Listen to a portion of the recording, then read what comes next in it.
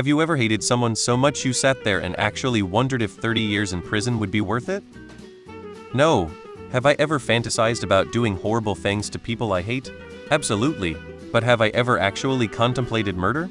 No, can't say that I honestly have. What I have done many times is play the mental game of trying to figure out how to get away with murder. But ultimately that's just a fun puzzle. When I was younger, I hated someone that much and not for no reason. Now that I'm older, I barely think about him or what he did. Roughly a week ago I heard someone mention his name, so I decided to look him up to make sure he's still not living in this area anymore. Turned out he was sentenced to 12-17 years in prison last summer for negligent homicide for accidentally killing his only 11-year-old son while drunk. With his background, I don't expect him to make it too long unless he gets PC. I'd be lying if I said it didn't make me happy to hear what's happened to him. I feel bad for the kid's mom. Crossbows and alcohol don't mix. Yes, I have. I wouldn't actually do it though. Absolutely not. The line between fantasy and reality is one I want cross. It's one thing to be angry and entertain those dark thoughts. We're all human. But channeling that energy into something positive or self-reflective is crucial.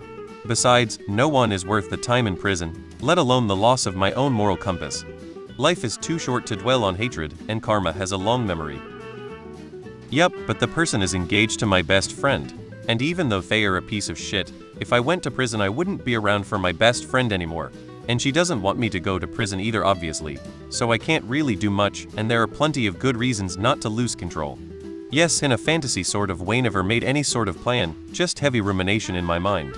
With my childhood abusers to be specific. Also with the shitty dictators of the world. I'm still on my healing journey. It's been very long, but maybe next year will be better. I've never wished a man dead, but I have read some obituaries with great pleasure. Clarence Darrow Earp, not Mark Twain. That's why I divorced my second husband. I could see myself wearing orange. No, I've never contemplated murder for even a second. Nope. Hate or having those thoughts only hurts yourself. Especially if you're thinking something as ridiculous as sacrificing your life. No, just walk away. If I pray enough, maybe a car will hit them instead. No. However, an absolute bellend who I worked with got a very painful cancer and died slowly over a couple of months. It was fucking delicious. When they finally died, I went out for a celebration drink that was only slightly spoiled by them not living another few months with their pain.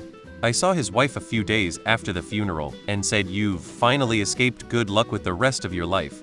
She cried, "Who fucking who? Don't marry a cunt." I was bullied badly as a kid and have thought about what I wish I would have done back then.